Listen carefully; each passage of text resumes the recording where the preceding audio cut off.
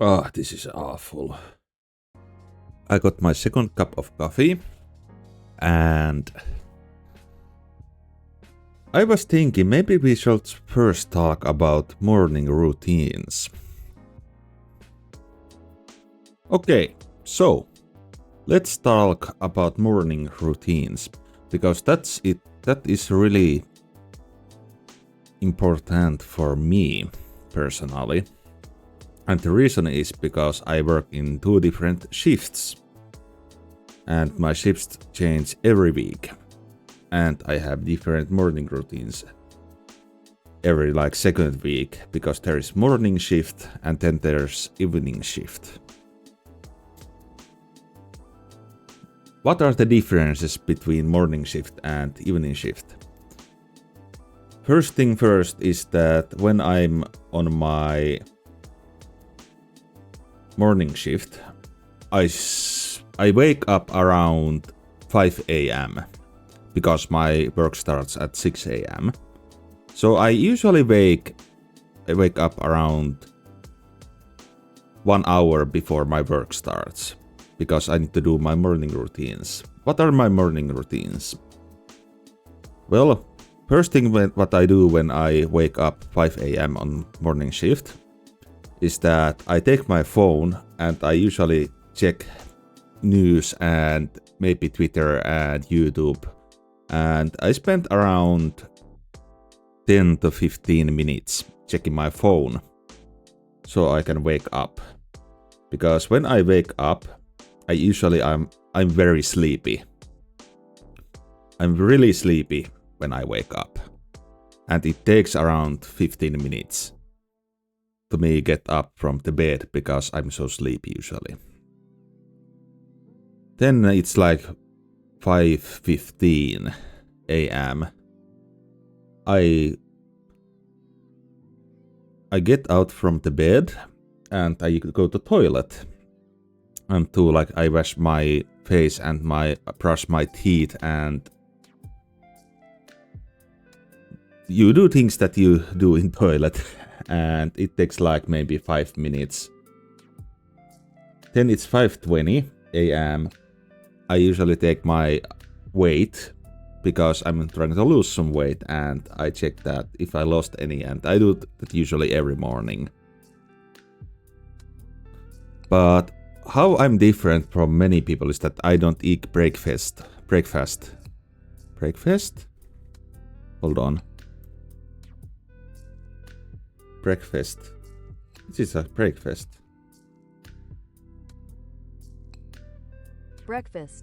Breakfast. Yeah.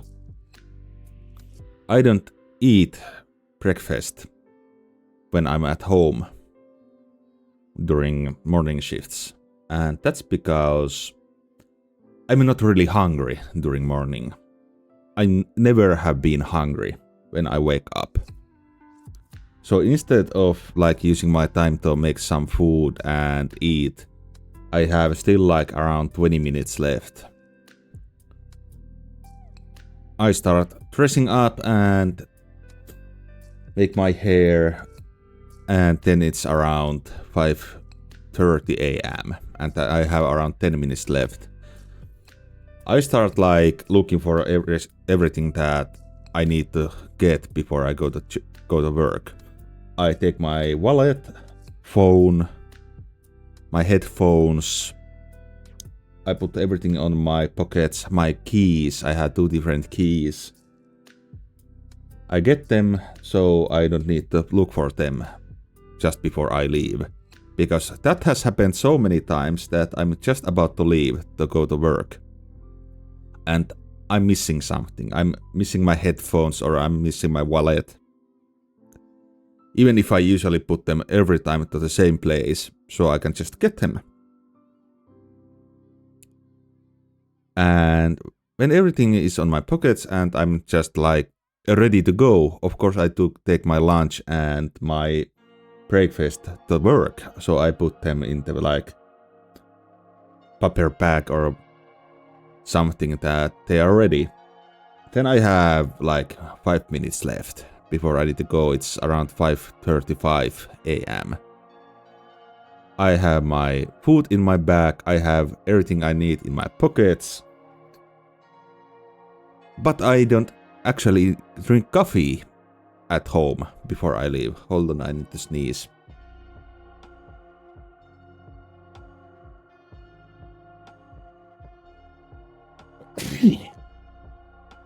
So yeah, I'm really big coffee drinker. I drink a lot of coffee every day. But during morning shifts, I don't drink coffee at home at all. Never. And when the time is around 5:40 a.m., I leave to work. I jump in my car, drive like 3 kilometers to my workplace. There I put my lunch and breakfast to the fridge.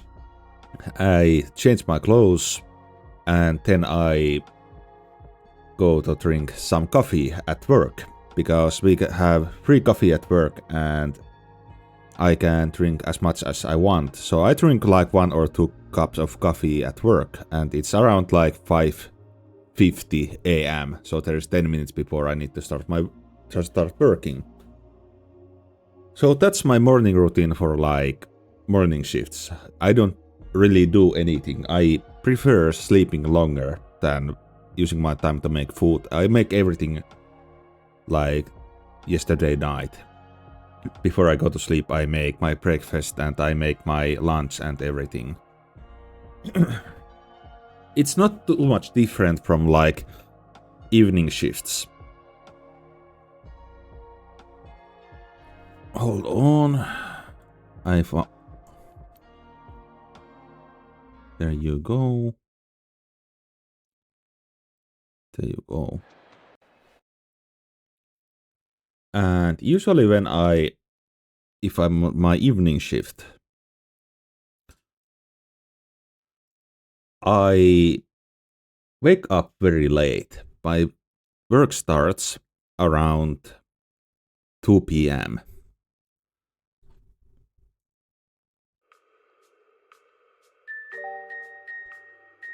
Okay, this is so bad. I need something good music.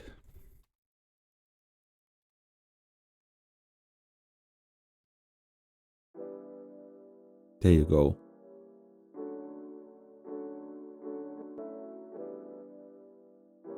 And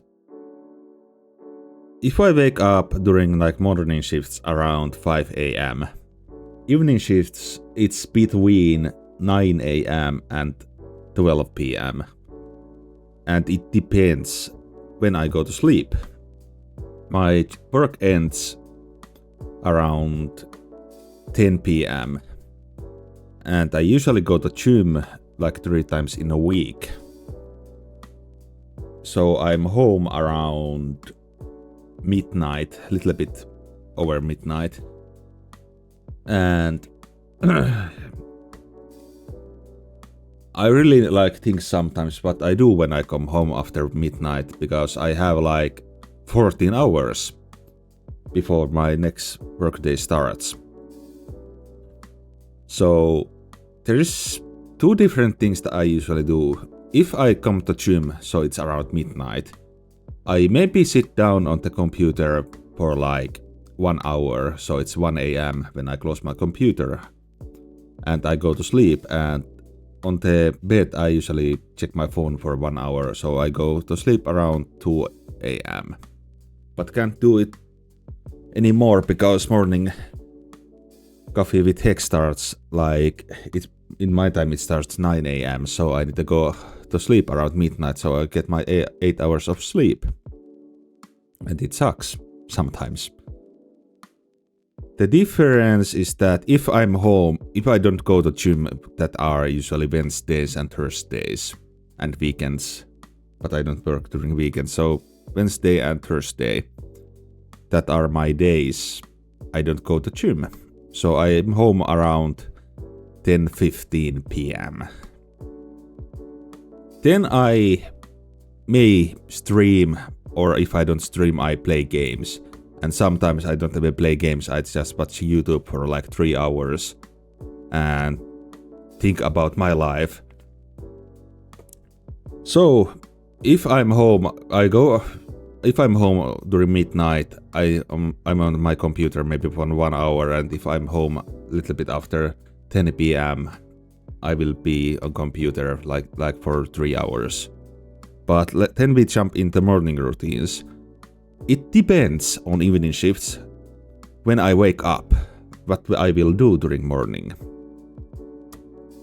If it's like morning coffee with Hex, I need to go to sleep around midnight, so I can wake up around 8 to 9 a.m. because the stream usually starts at 9 a.m. So I need to wake up like 8:30 a.m. And I don't really do much before the stream. I wake up, I check my phone, is there anything has happened, and we in Finland we say like koomailla. That means we just lay on the bed and we don't really think about anything. We just lay down and look at the ceiling, thinking about our lives and dreams we saw last night. But it's like your engine hasn't started yet. You are like trying to start your engine, but it isn't starting. That's what koomailu is. You are just laying down, looking at the ceiling. You know you should get up already, but you cannot because your engine has not started yet. And you are just looking at the ceiling and trying to get up. And it can take, on bad situations, it can even take many hours to get up. But for me, it takes around 10 minutes. Best way to get out from koomailu is that you take your phone and watch some videos or something, so you get like something in your brain so you can start thinking. Because when you wake up and you still have this koomailutila on you, your brain just doesn't work. They don't work at all. Nothing goes inside your head. It's just emptiness. You can't think straight. And that usually ends when I take my phone and I see something interesting and my brain starts working, my engine starts working, I can get up. So if I'm doing morning coffee with Hex, I wake up around 8:30 a.m. and so I have 30 minutes left before the stream starts. Then I start the stream. I think it will be 2 to 3 hours, so it will end around 11 a.m. or 12 p.m. Depends how much I want to talk. After that, I have 2 or 3 hours left before I go to work. And what do I do is that I end the stream. I go to make some breakfast, and I make my lunch as well. Then I eat. I eat like maybe for 30 minutes and I just watch YouTube or read some things on my computer. And it's around either, if I end the stream around 12 p.m., it's around 1 p.m. when I'm finished eating. And I'm kinda ready to go to work at that point. My lunch is ready, everything is ready to go to work. But I don't need to go to work yet because I have 1 hour left, and that's the point when I just sit on the computer and read something or watch something. But I cannot sleep, like I don't know what is the word for it. Is it like nap that you go to sleep for a while? So I cannot take naps. And the reason is because when I started working in the current workplace, I took naps all the time. But the problem is when normal people take those, they sleep around 15 minutes to 1 hour, but I can sleep for like 6 hours straight. So I cannot take naps anymore because I sleep a lot. And it can like ruin my sleeping routines, something, I don't remember the word. But I cannot sleep correctly if I take naps. If we think that I don't have stream during morning, like usually it's Wednesday, and Wednesday and Thursday. Thursday is day that I go to gym, and Wednesday is the day that I don't have morning stream, so I'm home at around midnight, and then I can be on the computer like for 3 hours, so I go sleep at 3 a.m. It can be even 4 a.m. some points. And then I sleep like for 8 hours because I know I don't need to do anything on the morning. So I don't need to wake up early. I sleep for 8 hours and wake up 12 a.m. Yes. Then I do the same things. I check my phone, go to toilet, wash my face, brush my teeth, and take my weight. Then it's around like 12:30 a.m. No, it's PM already. It's PM already, and then I start making food, breakfast and lunch, make everything ready. It's again like 1 PM, and I'm ready to go to work. Because the thing is, for me, I prefer sleeping over everything else.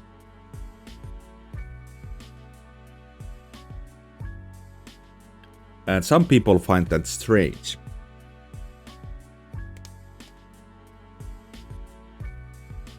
There is no like particular reason why I prefer sleeping so much. But I have always been like same. I never, if I have a chance to sleep, take anything over the sleeping.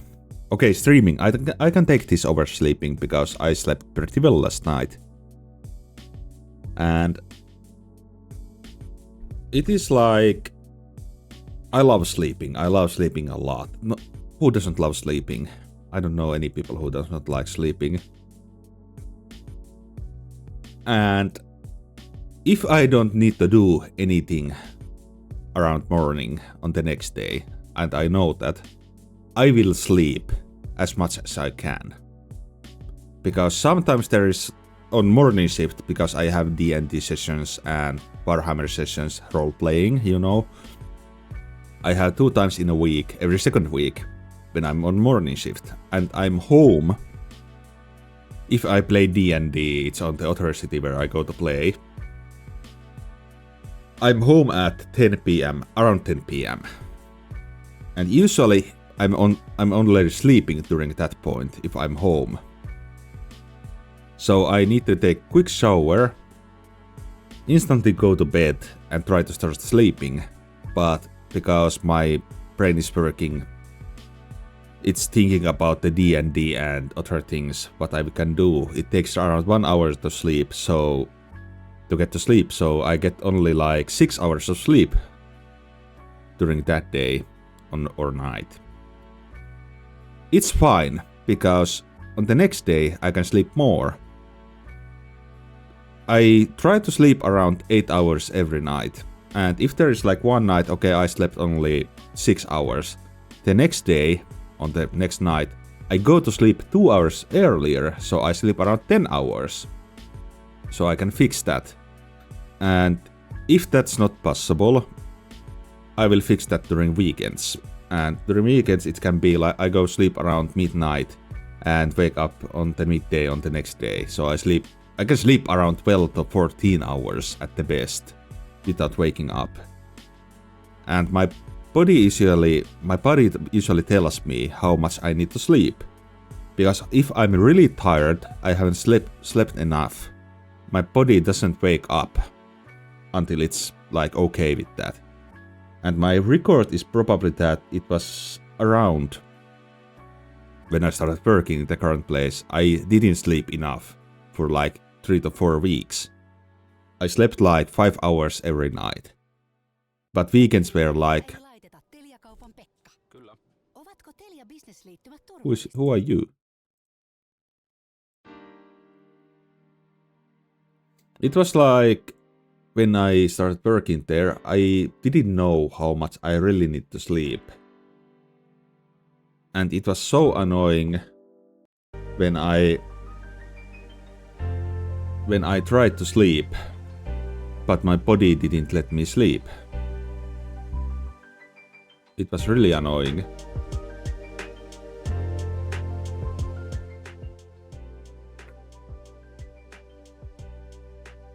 But yeah. Then it turned around like that when I slept only like 5 hours every night. I tried to get more sleep, but I didn't. I didn't. I wanted to do something else than sleep. I didn't respect the sleep around that time. And when you sleep around 5 hours every night, your body starts feeling like really interesting because you don't get enough sleep. And it ended up like I sleep 5 hours every day, and when it's time for weekend I go to sleep around midnight, and then I sleep like for 16 hours because my body is like, you need to sleep, dude, sleep, please, just sleep. And it kinda ruined my weekends because I didn't do anything else but sleep. And it was really, really interesting. You're thinking like, okay, now it's time for weekend, I will sleep a little bit more and try to do some things I didn't do during week. And then you end up like sleeping for 16 hours and you wake up like 4 p.m. And you are thinking, where did the time go? Where's my time? I don't have time to do anything because I slept like for 14 hours. So I fixed my sleeping. I started to go to bed around 8 p.m. So I get the 8 hours or 8 to 10 hours of sleep. So I don't need to sleep that much during weekends. But my morning routines have not really changed in like few years. I always prefer sleeping over everything else. If I can sleep a little bit longer, I will take that. If I don't have anything to do during mornings. I usually do something, like this stream. If I didn't have stream tonight, I will probably wake up around 2 hours from now, and that will be like 12 p.m. But this is really good for me, because I really need to start waking up earlier so I can do some other things during evening shifts. Evening shifts are so bad because you really don't have time to do anything. But you do your job, I go to gym, and that's all. I have the same amount of time like I have on the morning shifts, but because I prefer sleeping more, I usually call my evening shift weeks like sleeping weeks, because I sleep more. But I don't get anything done, because I sleep more. Imagine like that, you come home around midnight, and you know you have 14 hours before your job starts next day. What will you do? Normal people can think like, okay, I will sleep for 8 hours, and then I have 6 hours to do something else. I don't do that. I don't do that usually. And the reason is that I prefer sleeping more than anything else. So when I have that 14 hours before when I need to go to work next time, I usually sleep like 12 hours from that 14 hours because I want to sleep. And then I have only 2 hours before my work starts. And in that 2 hours, I need to make food, I need to get myself ready the next work day, and I need to do all that in 2 hours. So I don't have time for do anything else. And after I go to work, it's around 8 hours again, and it's again like 10 p.m. I go to gym, it's midnight again. Then I need to go to sleep again. And I have again those 14 hours. I have the same amount of hours next day. And what do? I sleep for 12 hours and I have that 2 hours again. And during that 2 hours, I need to do everything. Make food, make myself ready, maybe clean up a little bit in my home. And then I need to go to work. And that is kind of a little bit problem for me, because I really have many things to do at home. And now because I started streaming, I need to do even more things at home. I need to try to edit videos, I need to stream more, because I was first thinking when I started streaming, my plan was I stream only when I'm on my morning shifts. Because I have more time. I'm home at 2 p.m. I have around 6 to 8 hours, but I think it's like 6 hours because I go to bed around 8 p.m. And from that 6 hours, 1 hour goes, okay, it's actually worse. 2 hours go to gym and 3 hours go to making food and eating. So I have 3 hours for streaming, but I can make that 4 if I go bed like 1 hour later. And it's not bad, I still get the 8 hours of sleep. So I think I get more done during morning shifts because I'm home during day, I'm not sleepy, and I feel like I have more motivation to do different things. I used to think that I'm more like night person than day person. I used to do plenty of things during nights because I think I had more motivation, but it kinda turned around when I started working more. My job is pretty physical, very physical, plus I go to gym. So my body gets really tired during days because I work a lot and work out a lot. My body needs to sleep sometimes, and that time is during night. So I switched to like day person from the night person because my body is really tired during nights. Imagine that you carry heavy things and do a lot of like heavy things during day for 8 hours. And then you go to gym for 2 hours and do the same thing again with heavier weights. Your body is so tired after that. And I realized at some point that I cannot do anything during night because my body is so tired. I need to sleep more. I need more sleeping, a lot of more sleeping. And it kinda became so bad at some point for me. I never have been late from the work. No. If I have alarm on the morning, I always wake up. But it ended up at some point that I started, like, I don't know what is the English word, but if your alarm like starts ringing around the morning, you press like button, okay, ring again like from 1 minute or 2 minutes or 5 minutes from now. I don't remember what's the word for that. But I skipped like, I didn't wake up around 5 a.m. It can be like I woke up 5:30 a.m. So I missed 30 minutes in the morning because I didn't want to get up from the bed. And it became so bad that when I had like 10 minutes in the morning before I needed to leave to go work, I didn't have time to do anything, and my morning routines were that wake up 5:30 a.m. You have 10 minutes to go to toilet, brush your teeth, take a shit, take your weight, make breakfast, and do that everything in that do in 10 minutes. And I did that. I always did that. But the thing was, I didn't eat really healthy food during that time. I always took something ready to go food, so I don't need to cook. And the same thing was for the lunch. Some like ready to eat foods that are pretty unhealthy at some points. And it wasn't that bad. But I started losing weight around like 4 years ago.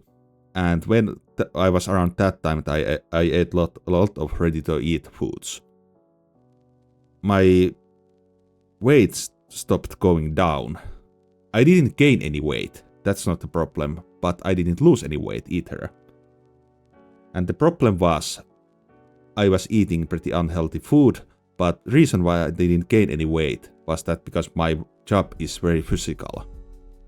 It was like working out for me. And we can start like, hold on, I will change this right now because we are changing the topic right now. Hold on. we are going to sleeping right now.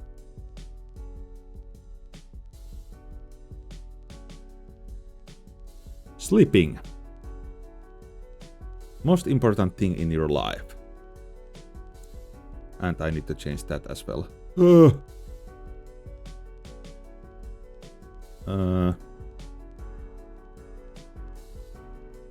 Second topic, sleeping. Okay. We talked about little bit about sleeping when I talked about morning routines. And I can tell that my body tells me when I have not slept enough. My body really tells me that, and it not in a good way. I can tell you a little bit of a secret about myself, and that secret is I had really bad problems with sleeping at some point, and that problem came from the first problem I had before that. I had two problems in my life. I will not talk about the first problem right now, but I can talk about the second problem, and that was sleeping. When I was jobless, I lost my first job, it wasn't my first job, but I worked in the same place for 4.5 years, and I lost my job because coronavirus. And I was drinking a little bit more alcohol because I didn't have a job, and it was really hard to find a job around that time. Because it was like... How would I say that? Well, there was no jobs. Everything fucking shut down and I didn't have a job. I had savings, so I didn't run out of money, and you don't really run out of money in my country. Country takes care of you if you don't have a job. But the problem was when I didn't have a job, I didn't have any type of schedule in my life. You go to sleep when you want and you wake up when you want. You drink alcohol when you want and you eat what you want. And during that point I started gaining weight. Because my job before that was really physical as well. And I really liked that job. I really liked that job a lot. But because my eating and alcohol drinking around that time, it started affecting my sleeping. Because people say some people drink a little bit alcohol before they go to sleep because it makes them fall asleep easier. But what they don't know is that it kinda affects your sleeping, and not in a good way. Of course, if you want to fall asleep really easy, take lots of alcohol and go to bed. You will fall asleep, yes. But is that healthy? No. Really no, it's not healthy. Because your body is burning alcohol when you sleep. And your body is working around that time when it's burning the alcohol. So your body isn't really resting. So that causes that when you wake up you are tired. But I didn't drink that much. But the problem was more that I went to sleep when I wanted and I woke up when I wanted. No schedule on my life. And I didn't really sleep that much. I slept around 5 to 6 hours every night. And that wasn't enough for my body. Body, not body, body. And it became a big problem at some point for me. It was a really big problem. I remember at some point when I was it was 1 year after I lost my job, I have been sleeping for 5 hours every night. No naps, no anything, just 5 hours of sleep every night. That's all you get. I started feeling interesting things in my body. And the worst thing on my body was that I started getting some kind of what is that word in English? I need to think. The thing is that when you are in your bed and you kind of wake up but your body doesn't work and you see some terrible things Hold on, I need to check what that word is.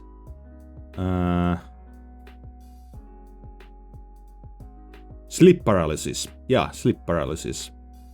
I started getting sleep paralysis like nearly every night. And I didn't know what was wrong. Okay, now I talk about that, I know I didn't sleep enough.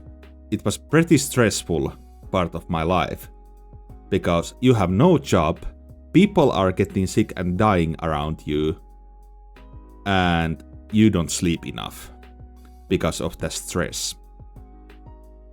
You want to get new job and you want this coronavirus to end so you can get the new job. And it was really interesting time because around that time I gained a lot of weight. I didn't sleep, I didn't work out, I didn't have a job. So my days were usually like something like wake up at some point in your life or day and eat something really bad, eat pizza or burgers or something, play video games and go to sleep again, drink a little bit alcohol maybe, and sleep for 5 hours, wake up again, and do the same thing every fucking day.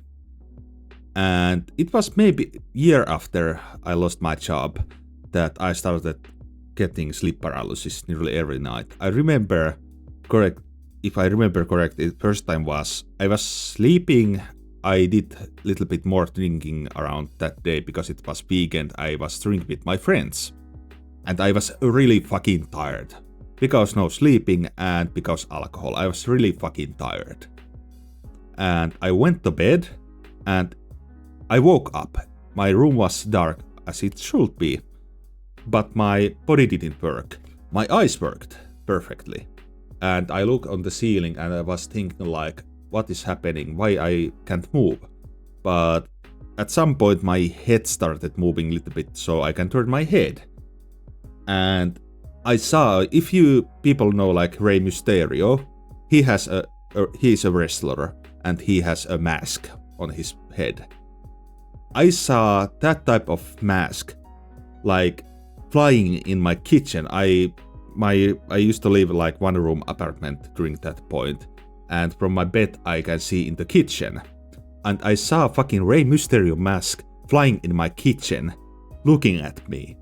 And I was just looking at that mask and I was like, okay, this is really interesting. What the fuck is that mask? And I tried to get up to look closer, but only my head worked. I can turn my head and lift my head up a little bit. But my other parts of my body doesn't work. And the mask is looking at me with like red eyes. And I'm looking at that fucking mask. And I wasn't scared actually. I was more annoyed. I wanted to sleep. I was like because I was drinking alcohol last night. I was sobering up, and that's not a good feeling when you sober up. You wake up during your sobering up. You feel really bad.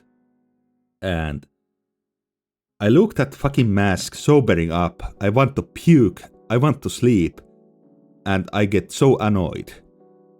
I try to get my body to start working again so I can move. And at some point, my hand starts working.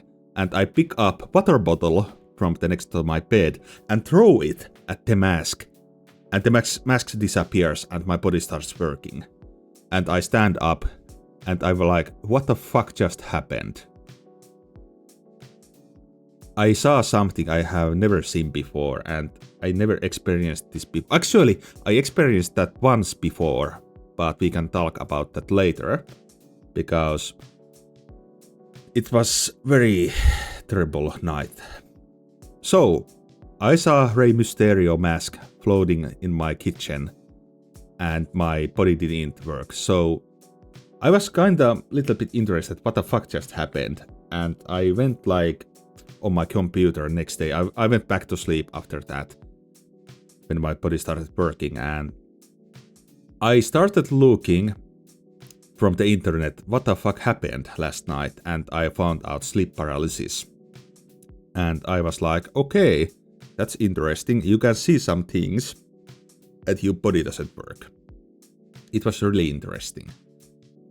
And maybe not on the next night I didn't get that again, but maybe 2 days from that day I got sleep paralysis again.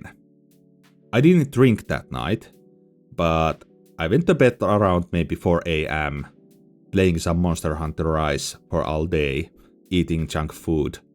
I go to bed, and I wake up. It was probably morning during that point, but because nights can be very dark, and mornings can be very dark at some points. It was really dark again, and I wake up, and I'm feeling again, okay, my body doesn't work. I cannot move, but my head moves again a little bit. And I start looking for that fucking Rey Mysterio mask again, where it is. Where is that mask again? And now I don't see a mask. But when my eyes started like seeing a little bit because they got used to the darkness, I saw something moving in my kitchen again. And if I want to draw, but I cannot like... Hold on, I will open paint. I will paint for you right now.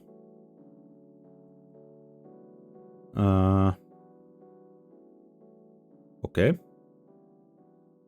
I will show you right now. Hold on a second. Paint. Why it's dark? Hold on, I'm trying to find out. Let's put it in here. There you go. But why it's dark? Okay, it doesn't work. Hold on. I will draw you a little bit.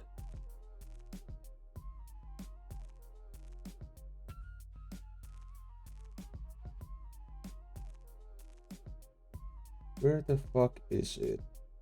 There it is. Paint. Ah, it's not working. Okay, there it is.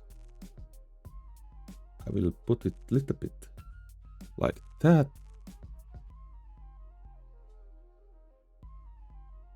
I don't know why the background is like black, but it's fine, Okay, there we go.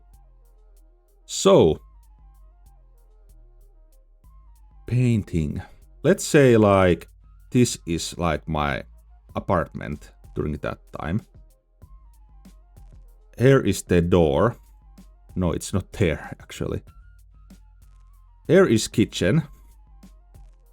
I will put K in there so you can see it's kitchen. There is toilet. And there is my door. And my bed is in here. It's not that big, but let's say like...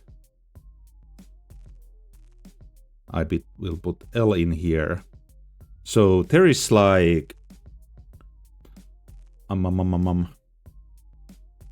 There is kitchen. There is my toilet. Okay, it's very fucking small. I need to make it bigger. Okay, now you can see.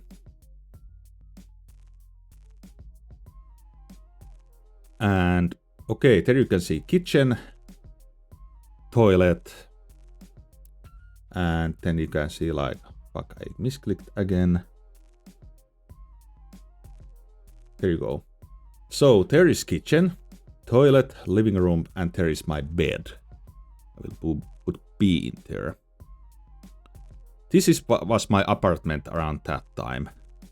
Here was some shelves or something, and there is kitchen table in there, and there is my toilet. There's my bathtub. There's my table, my bed. So, my apartment was like this. And I'm sleeping in here. I'm laying down in here. Okay, my drawing skills are really bad, but don't mind that. So, I wake up around, it's maybe 6 AM. And my body doesn't work. and there is like sofa in here, in the living room. And I saw something like, I look right in here, and I saw something moving in here. I didn't know what it was. And it was really dark. And I'm looking at there that I see something moving. Let's say it was around here. And I saw it moved in here, behind my sofa. So I didn't see it anymore. In here, I had my computer desk and there is my computer, there is my keyboard, and let's say there is my mouse. Okay, I'm right-handed, so that kind of sucks. There is my mouse and there is my keyboard, and there are my screens. So I saw something moving in the kitchen, and it moved behind my sofa. So I didn't see. I tried to like look in here, and I didn't see anything. But I saw that someone went behind my sofa. And I'm just thinking, okay, it's sleep paralysis again. And then I saw it look over my sofa, and it was looking at me. I saw like yellow eyes, dark figure with yellow eyes, and it was looking at me. And I was kinda freaking out because my body didn't move. My head moved, so I can like turn my head and look at there, and I see something looking at me. So we like look at each other in there with that thing. Then it moves in here. I saw it like it was like crawling or something. It didn't stand up. And then I keep looking at that thing that went in here. So there is wall in here, so I cannot see where it went. And then it comes around like here and looks at me. And because it's closer, I see it's like human figure with yellow eyes, but I cannot see its face because it's so dark. And I'm looking at it. And I'm starting to really freak out because I'm getting like panic or something because I cannot move at all. And I really want to move. Then the creature like runs in here behind my desk. And at that point, I'm really trying to like, I know what's happening. It's sleep paralysis. You need to wake up. Please wake up. You need to move. You need to run out right now. And there was like space in here that I can see under the table. But the thing is, there was something in there that I cannot see the other side, but I can see under this space on my table. And at some point, that thing was moved in here. It was like behind my bed.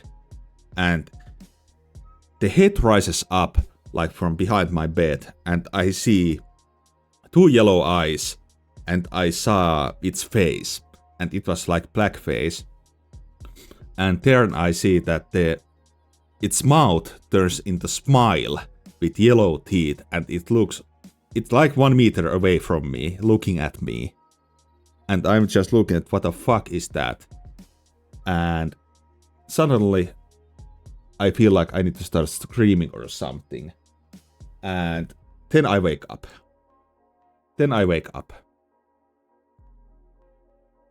I wake up from my bed. I'm sweating a lot. My bed is fucking wet from all of that sweat because I was sweating a lot. And my heart is beating really fast. And I didn't know what happened. Okay, I knew it was sleep paralysis, but it was so much worse than the last time. Last time I just saw a Rey Mysterio mask floating on my kitchen, and now I saw a creature that was coming closer at me. And I woke up, I stood up from my bed and looked at the clock. It was like 6 AM during that point, and I'm just looking at my desk, and it's so dark in my room. And sleep paralysis it became part of my life for a while, and I was thinking why I get this sleep paralysis fucking every second night, and I didn't know what to do. I cannot sleep anymore. I was afraid to go to sleep because I was thinking I will get the sleep paralysis again.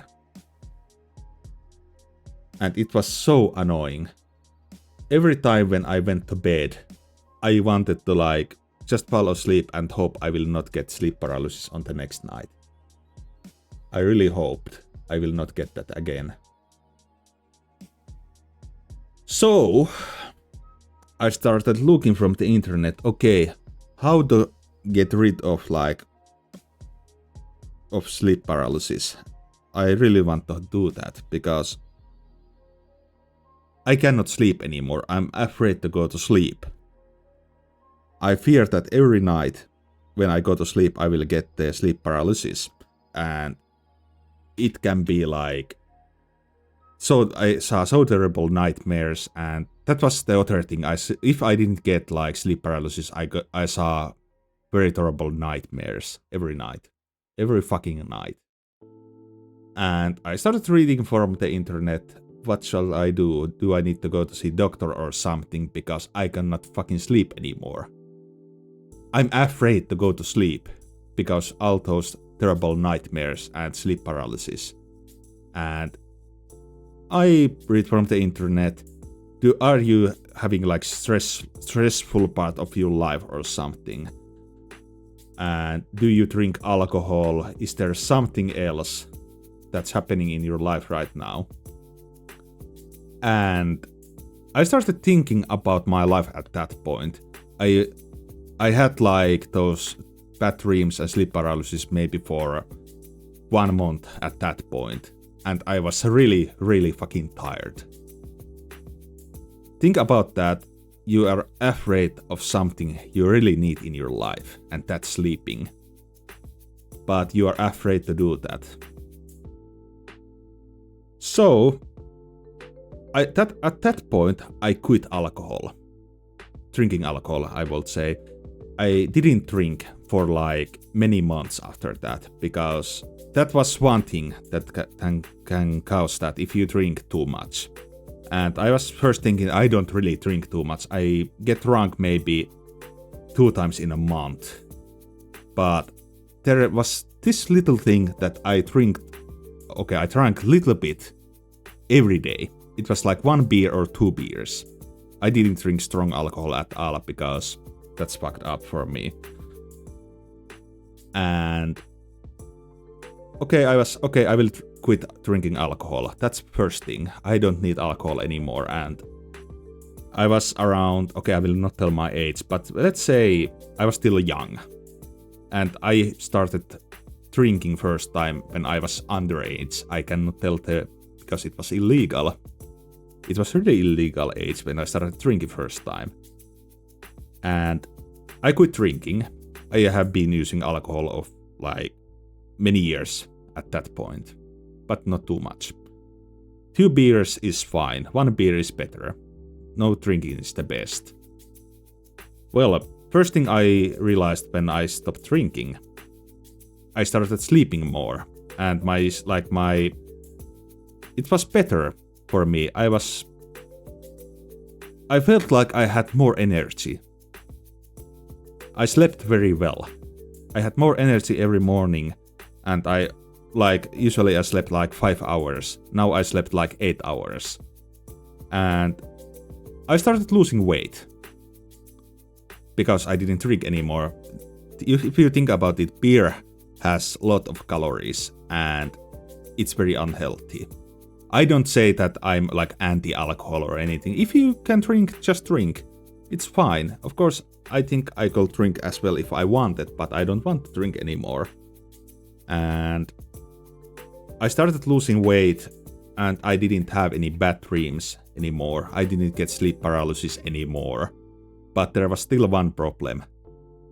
I was still a little bit scared of sleeping.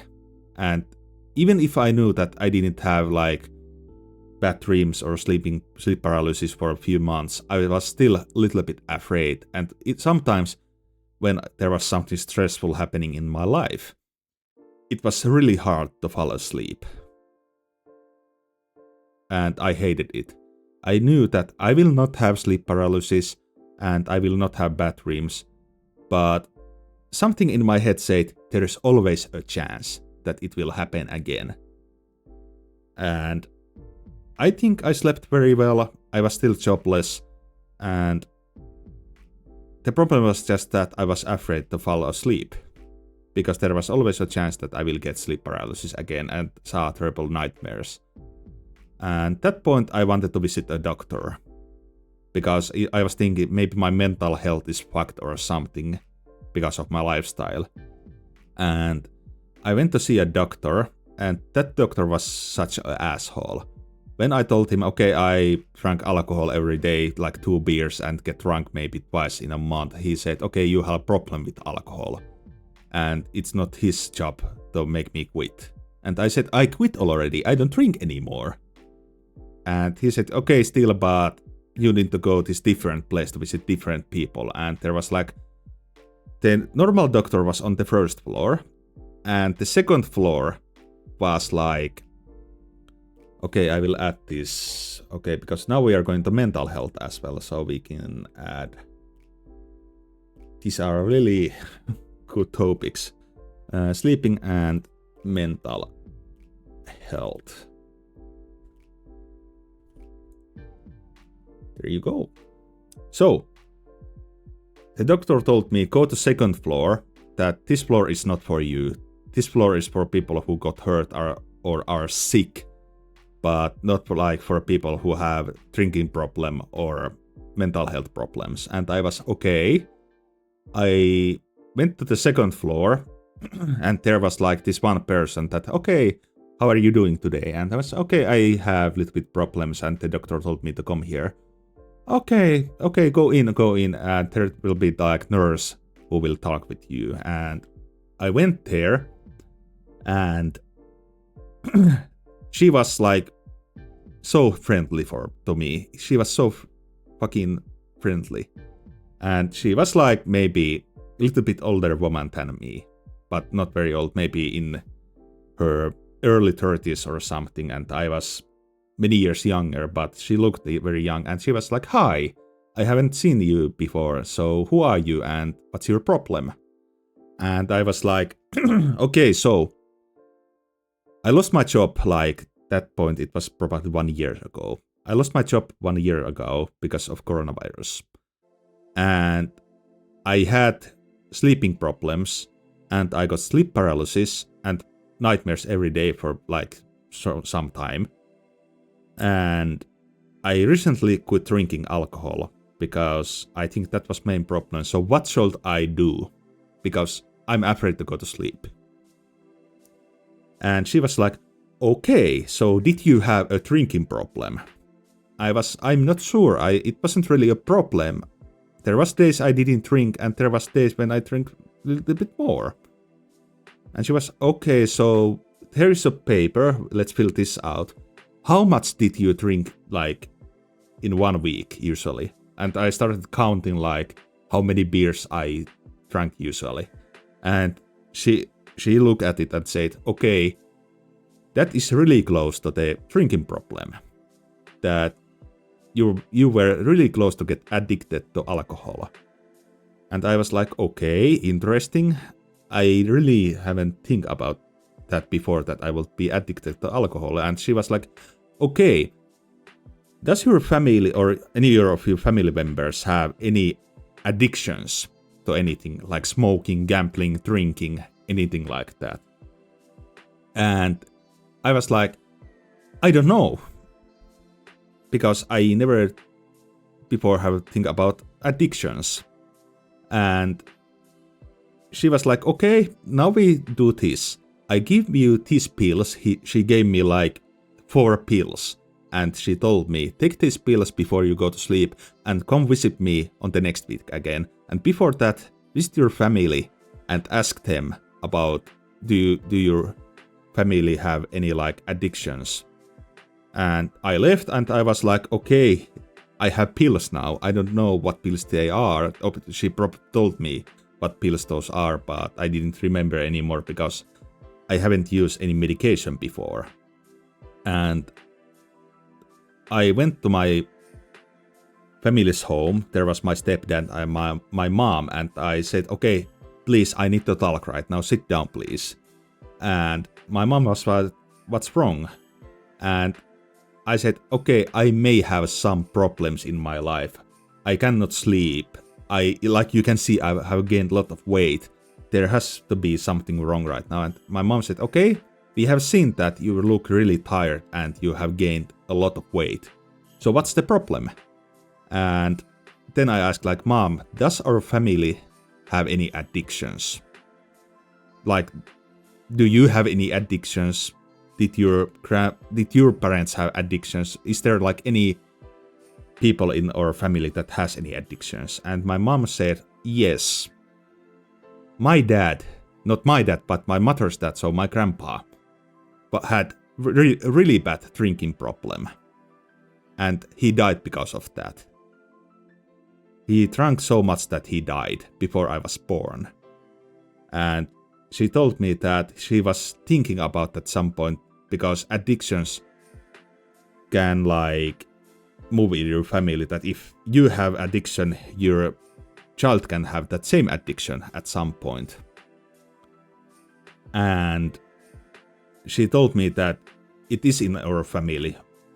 My dad had gambling addiction, and my grandpa had like alcohol addiction. And those were things I didn't know at all before my mom told me about that. And I was so shocked because I was adult already and no one told me that our families have addictions. And then I went to the same nurse like 1 week after that. And I took those pills when I went to sleep, and I slept very well because there was like sleeping pills or something. And the nurse asked me, okay, did you visit your family? Does your family have any addictions? And I said, yeah. My grandpa had drinking problem and my dad has gambling problem. Or had, because other one has died already and my dad quit gambling late on that point. And okay, there is a chance that you can get addicted to alcohol. So you cannot drink, or you can drink, but there's always a chance you will get addicted again. And I was thinking, how would you say that I will get addicted again? Because I wasn't addicted to alcohol at any point. And she told me, I think you were addicted to alcohol at some point in your life, because she was thinking when I left that the amount I drank every week was higher than you should drink. And at that point I started thinking something about myself. Do I really have a drinking problem? Or did I have at some point in my life, because I never think about it. And then we started talking, okay, tell me how you used to drink. Like, how much did you drink? How fast did you drink? And I was always like, well, usually it was like 2 beers. So I can remove the stress. I get like relaxed at that point when I get 2 beers. And okay, how about those days when you get drunk? And I was like, a lot of alcohol and drink as fast as I can. So I can get as drunk as I can. And she was, yes, that's a problem. And that's how the fuck is that a problem? Because you drink because you want to get drunk. And she was, no. Some people don't even want to get drunk. Their drinking is same like how my drinking was like in normal days. Get 2 beers and that's enough for them. And 2 beers in a week. Nothing else. But my drinking was like, okay, get a lot of alcohol maybe 2 times in a month and drink 2 beers every day. And that kinda hit me really hard at that point. Did I have fucking drinking problem? And she told me, okay, let's say that you will visit me every week for like 6 months right now. and we will talk about this problem.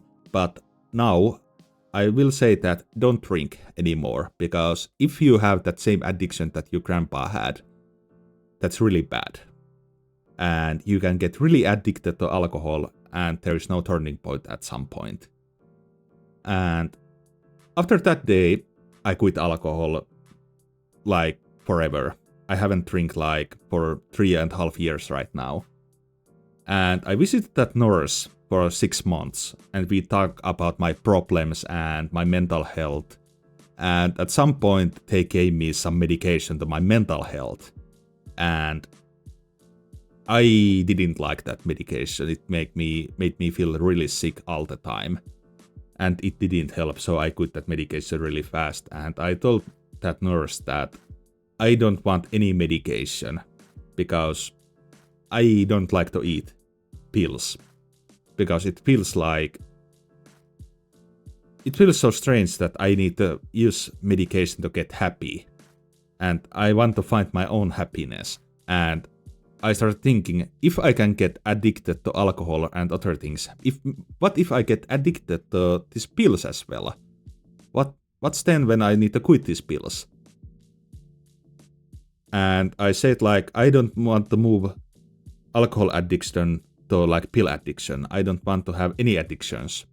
Okay, I have never been addicted to gambling. I never play like any of those games because you only lose money. And it was really interesting. I started feeling like when I quit those pills and visited that nurse every week, I started feeling a little bit more happier every day. I started sleeping very well. I started losing weight. I started going to gym and things like that. And at some point I was really thinking, was I really addicted to alcohol at some point? But before that point when the nurse said that to me, it was like I didn't really think about it. Because I was just, well, everybody thinks or drinks sometimes. And my drinking was just that I drink few beers. It was 2 beers every day and get drunk 2 times in a month. But if you drink how many beers I drank every week, it was a lot. If you think like, if I drink like 2 beers every day, if you think like for Monday to Thursday, it's already 8 beers. And maybe on Friday, so that's already 10 beers. And if I want to get drunk on Saturday, I need to drink another 10 to 14 beers. So that's already 24 beers. And that's a lot of beer. Because I was so big, I didn't get drunk from like few beers. Like, first beer was like, okay, I'm starting to feel relaxed. Second beer was like, okay, now I'm relaxed. And that was usually my point where I stopped. But when I really wanted to get drunk, in my country we have this term that is, if I translate it to English, it's called shotgun drunk. And shotgun drunk means that you drink as fast as you can, as much as you can. So it can be like, you start drinking, you drink like 6 to 10 beers in 2 hours and you get drunk. And then you start slowing down. Then you drink like few beers and then you stop. But you want to get drunk as fast as you can. And my thing was like, I didn't understand why you drink if you don't want to get drunk. Because my friends were usually like that. Okay, we will drink a little bit, but we will not get like very drunk. And I was like, what the fuck, I want to get drunk. And shotgun drunk. 10 beers in 2 hours. And I was really drunk. And I can say at some days I probably drank even more. And faster. But the good thing was I didn't drink any strong alcohol at any point. Because I hated it. Of course I had used strong alcohol before in my life. But for the first time when I drank some vodka or something, I already felt that is not for me. Because it hits really hard. And my drinking style was really fast. If I drink vodka as fast as I drink beer, I will fucking die. Because I will get so drunk and probably fall asleep at some point. So my mental health right now, nowadays, is very good, and I sleep very well. But that 1 year was so interesting, and it was, I would say it was like maybe my darkest moments in my life, because it felt so interesting thinking after that. I may had a drinking problem without knowing it, because I was thinking everyone else does the same thing as well, because when I talk on Discord with my friends, they used to drink like few beers as well sometimes. And I was like, okay, they drink as well, so I can drink as well. I can drink as well. That's not a problem. And it was interesting. And now when I think about it, it was sad, it was scary, it was dark. Because when you are afraid of sleeping, the easiest way to fall asleep is taking pills or drink alcohol so you fall asleep.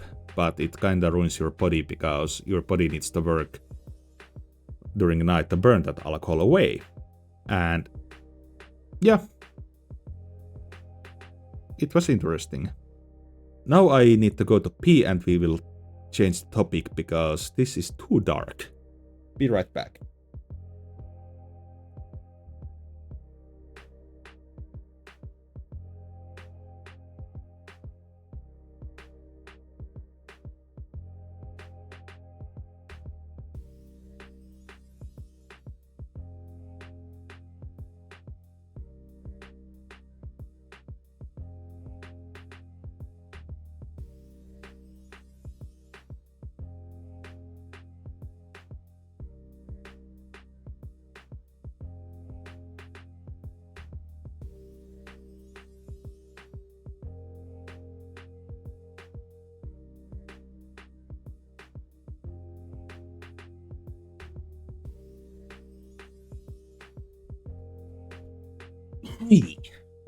Okay, what will be our third topic of today? Nothing dark, because that was like sleeping and mental health is like, it's good to talk about these things because we have these things in our lives. And it's not okay to like not talk about them. I can say this in the end. If you have any problems with your mental health or you have any addictions, you should get help. I know, okay, we will talk a little bit more because there was some things I didn't say yet.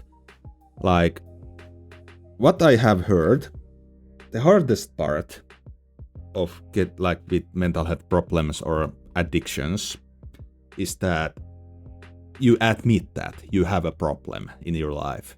And second hardest thing is that you ask for help.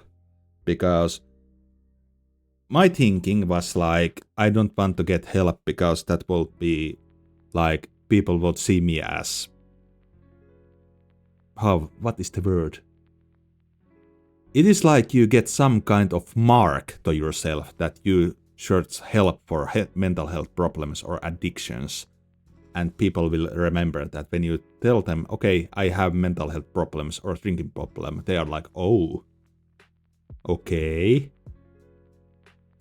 So they start thinking, okay, this guy has fucking mental health problems, he can do anything. Or this guy has addiction.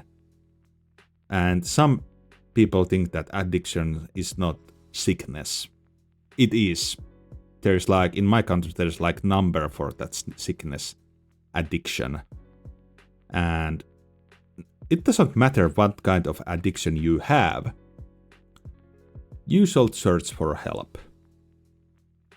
Because if we talk about, I don't have any experience from other addictions, but maybe alcohol, because someone told me I had alcohol addiction. I can admit that nowadays that I had that problem. If you like don't search for help, it will destroy your body. And at some point there is no turning back. There is like, we will talk about alcohol addiction maybe someday more because I have experience from that, but it will take many hours to talk about that. But why you should search for help is that alcohol is never like it's not a medicine. And remember, I'm not anti-alcohol. I don't say everyone should quit drinking, and I don't think that everyone who drinks has alcohol addiction. If you can drink like normal people, it's fine, drink. I don't have any problems when my friends drink around me, but I know I cannot drink anymore. And it's fine for me. And if you have alcohol addiction or any kind of addiction, you are not weird. You are just human as everyone else. But you have a problem, and that problem needs some fixing. And I don't know about other countries, but in my country, getting help for addictions and mental health problems is free, completely free. You just walk to the hospital and say, okay, I have this problem, and they take you in. They start helping you instantly. And they will not stop helping you until that problem is fixed. And you don't need to pay anything. Maybe if they give you some kind of medication, you need to pay for that. But if you are jobless, you don't need to pay anything. Country will pay everything you need, so you can get yourself fixed. You don't need to pay any hospital bills. You don't need to pay for your medication. Everything is free for you in my country. But other countries is completely different, I guess. But if you say I will not get help because it will cost some money, and if you like think I cannot pay any bills if I get hospital bills or I need to pay for medication, think about that.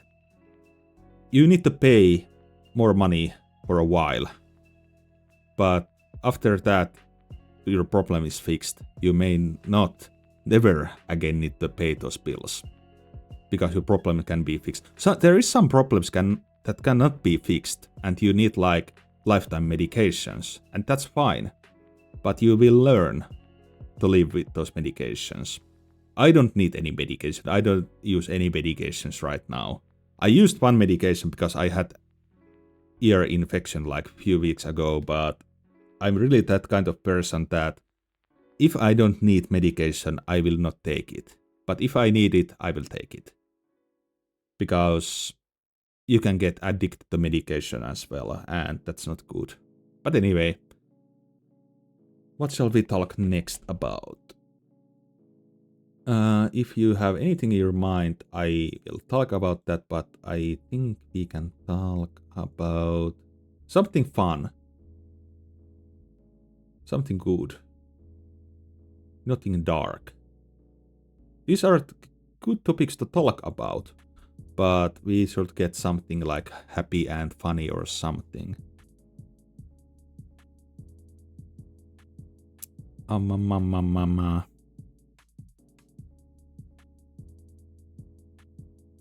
Let's talk about maybe about games. Favorite games.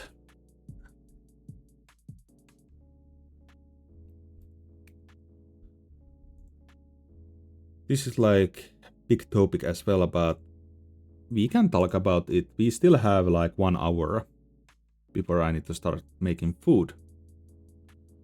Okay, favorite games. Let's restart the music. Oh my god. I was thinking I will get the 3rd cup of coffee, but I think 2 was enough. And if we still talk about addictions, I still have one addiction, and that's nicotine. But you didn't hear that right now. I don't use nicotine. Yes, I do, but I don't admit that. I don't smoke. Okay, I don't smoke. That's not it. I don't smoke at all. I have never smoked, but that's all. So, favorite video games.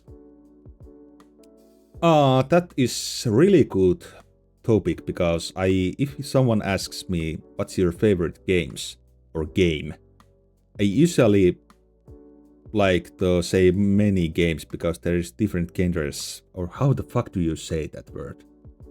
Genres, maybe. Well, let's say my strong accent is like that. I say genres.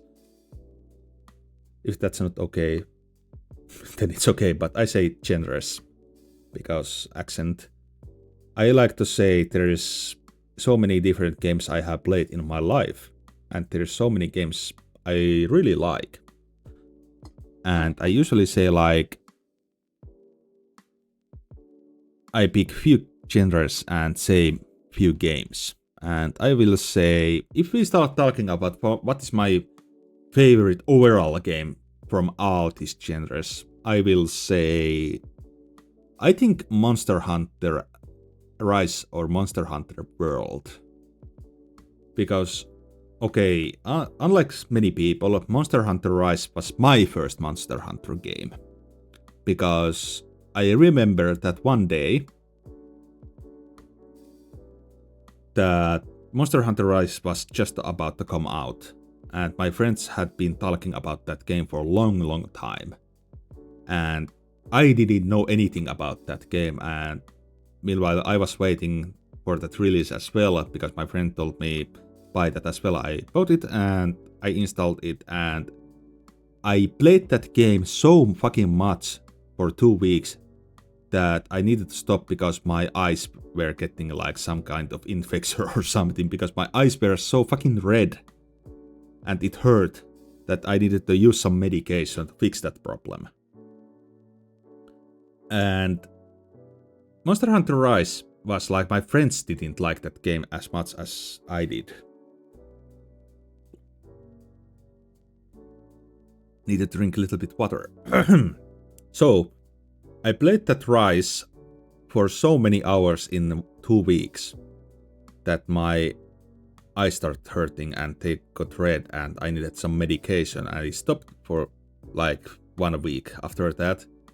So Rise is probably like my favorite game. World is maybe cool. I don't know if it's second because it's so much different from the Rise. It's much harder and I can admit it's better in some ways. But because I started playing it after Rise, I didn't like it at all at beginning because it was so much harder. And okay, we can put like tier list in there. And text.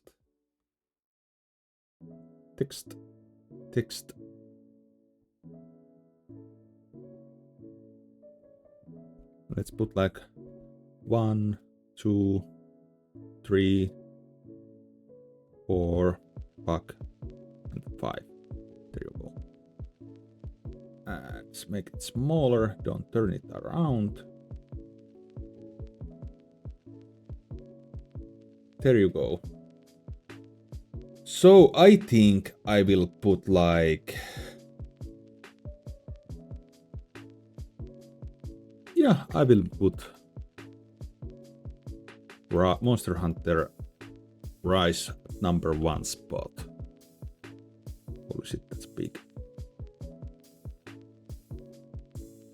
Because I really overplayed that game at some point and it was so much fun. Are you excited for Wilds to come out? Yes, I'm waiting for that so much. And I was just thinking about I will take few holidays from my work when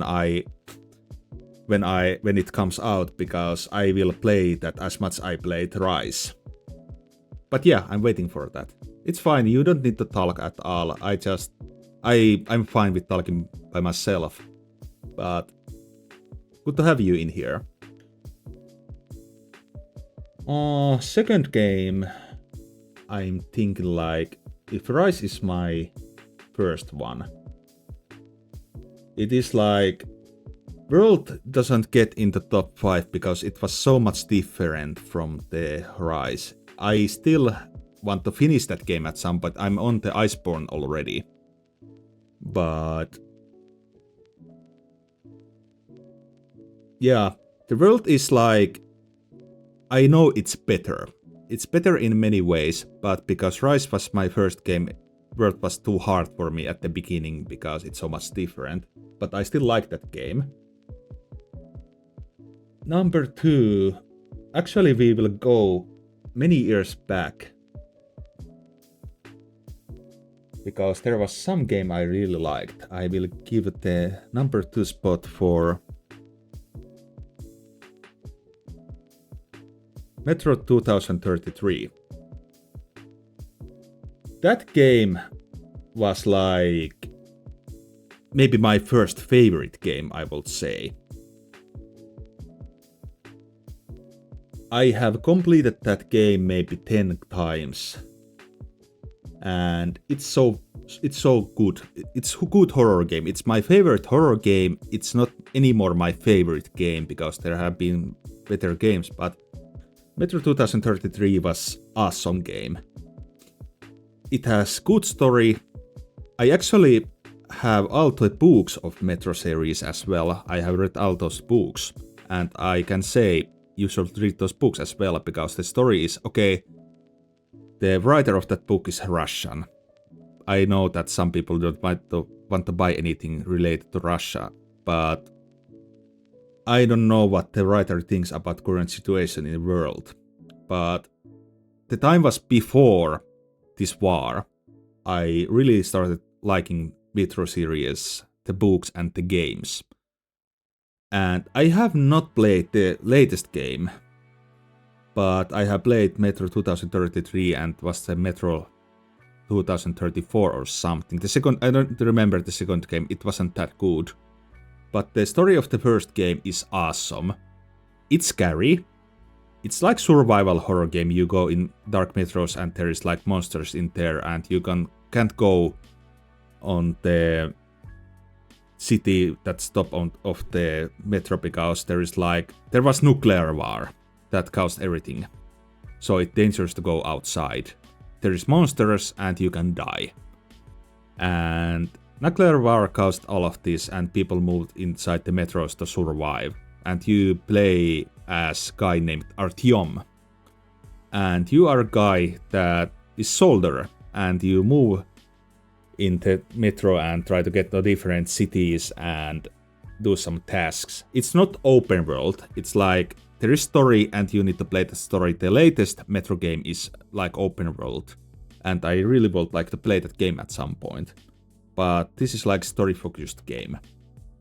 And there's different metro stations that have like more people and some have less people and some of those have been abandoned because monsters attack them and there is things like that.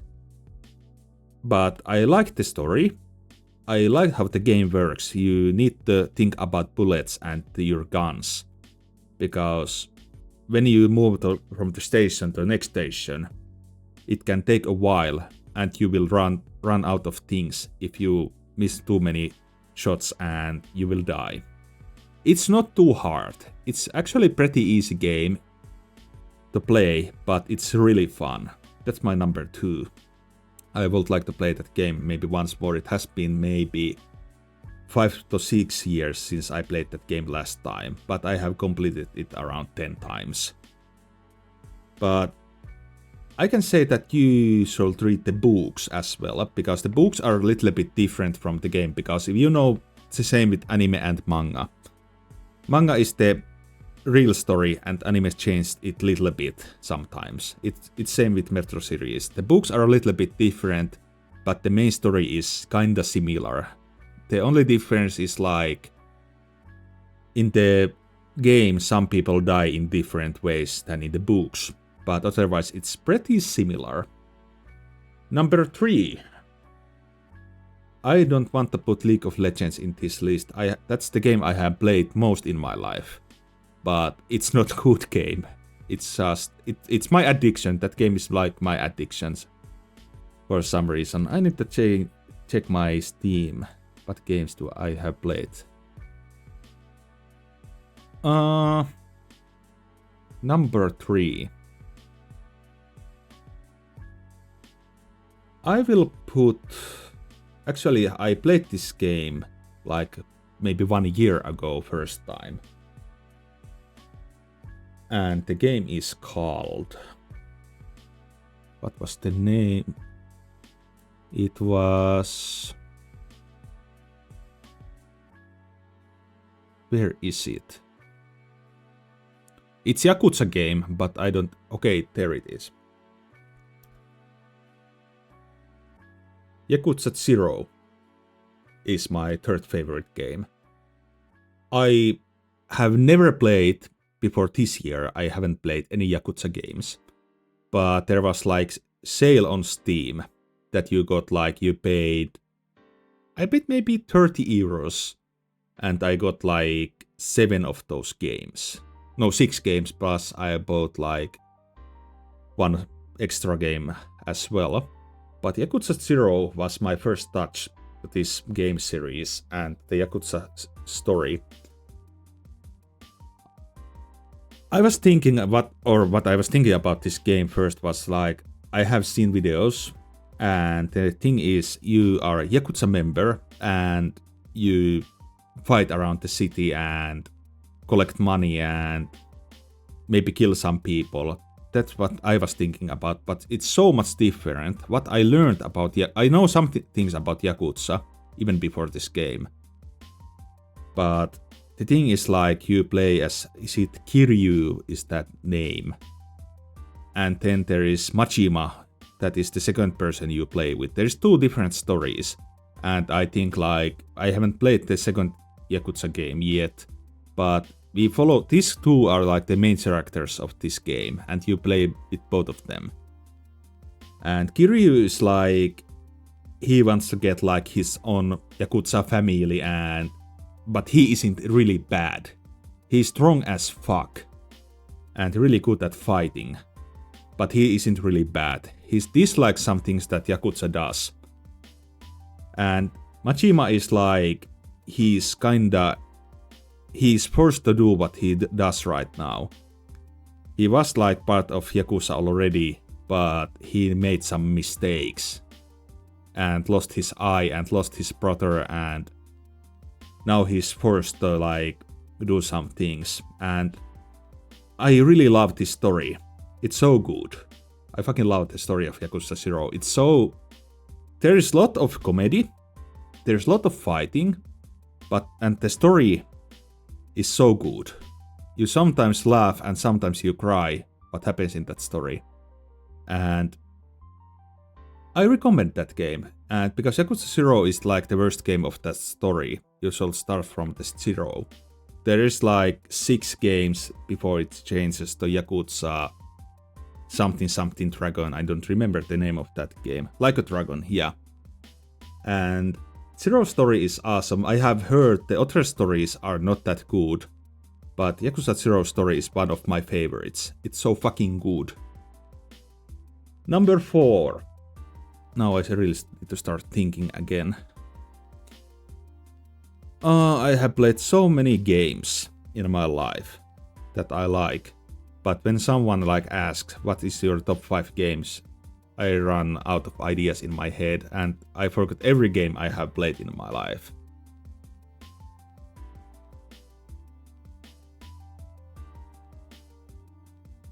It's the only game Yakuza series that actually made me tear up. Yeah, it is. I have heard the other stories are not that good in other games, but I think it was really sad at some points. I love it.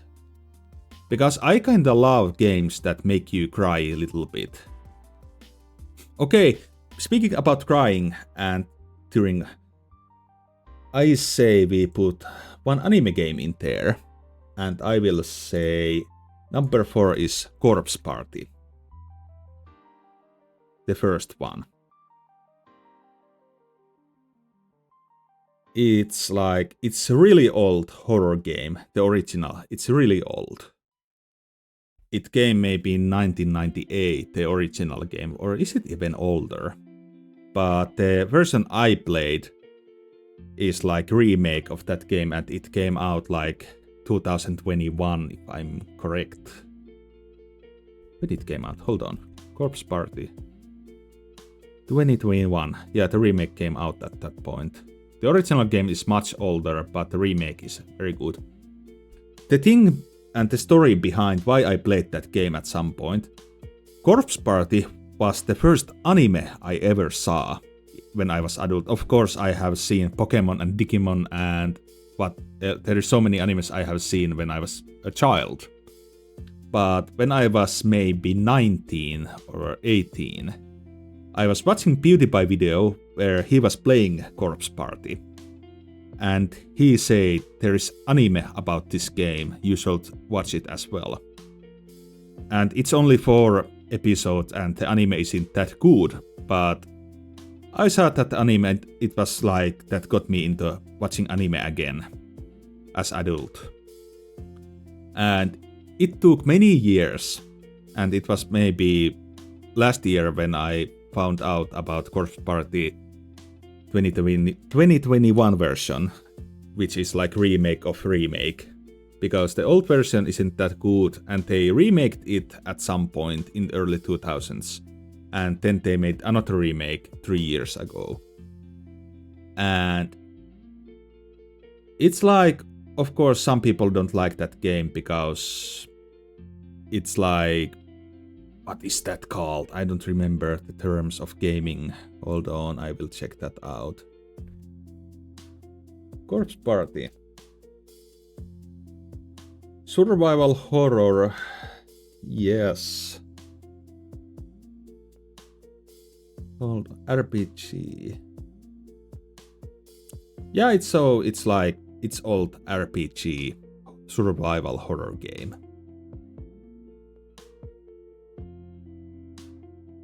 I don't know what's the correct term for games like these.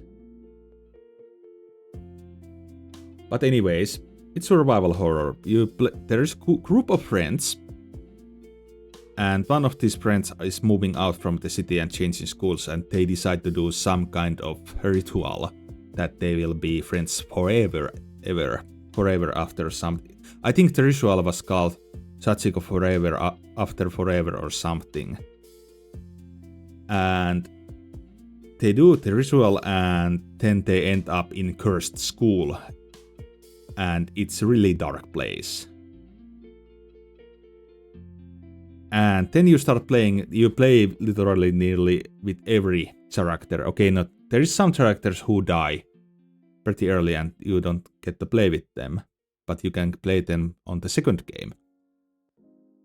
And it's like there's a lot of blood and gore and things like that. It's not maybe that scary because it's anime game.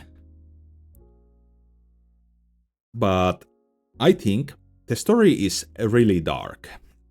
It's really, really dark because they are school kids. They are maybe like 14 years old and they are getting killed by something in that school. And the story tells about like them surviving at that school. It is like the darkness in that story is that they don't know where they are or how they can get out or can they even get out from that school because they cannot leave that school. There's a lot of dead people inside who are school kids as well. There's like skeletons and human remains everywhere, and you find like their cards from their bodies that tell like, okay, they are from this school, and there are like letters everywhere, and you read them and you know what happened to them, and they lose their minds, and it's really dark. The second game, Corpse Party Book of Shadows, it's completely different game. It's like you play the same story from different perspective, and the playstyle is a little bit different. But the main thing you need to do in this game, try to get as much as you can of those school kids to get out from that school. And it's really hard. I have only completed one ending, but I think there's like 7 endings when you complete the final like episode of that game. And what you do in this game and what decisions you make, you will lose some people and some of them get saved. Like my ending was looping end, and it was like a really bad ending. That you get out from that cursed school, but the main character is only one who remembers what happened, and there is a loop that it happens again and again and again. They do the same ritual, they get stuck in the cursed school, they get out, and they go there again, because no one else remembers what happened.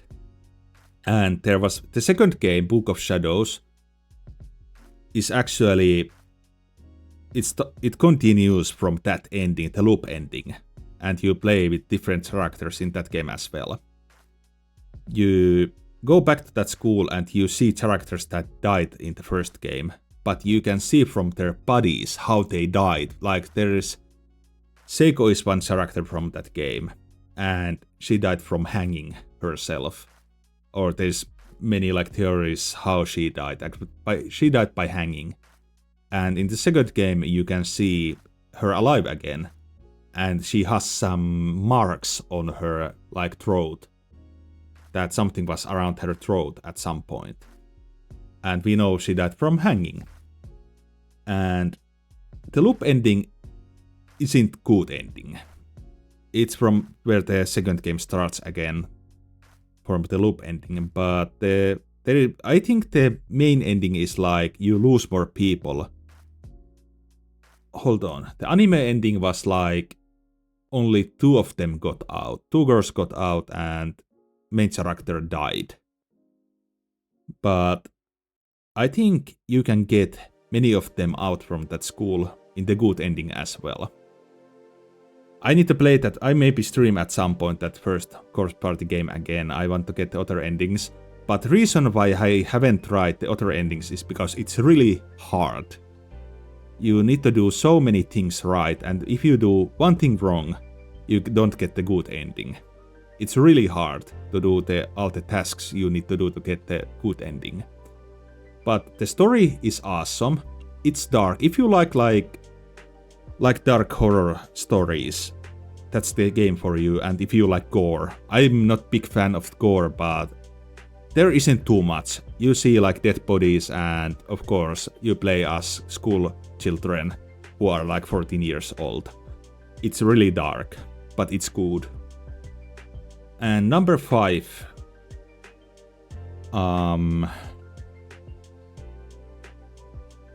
I don't really want to put any multiplayer games in this list because they are not really that good. There's many games I haven't finished yet that are good. But number 5, that's a really good question. Should I put like League of Legends in there? Fuck no, I will not put that game in there. I have so many hours in that game, but it still sucks. I don't know why I play that game. Okay, now I know what I will put in there. Properties.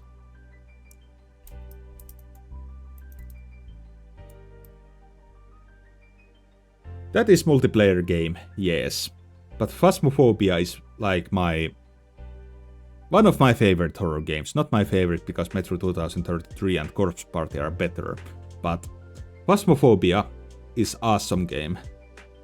Or it used to be one of my favorite horror games, but it's not anymore. Phasmophobia came out a few years ago, I think. My first experience in that game was I was alone at home, talking with my friend, who didn't buy that game because he's a fucking pussy. But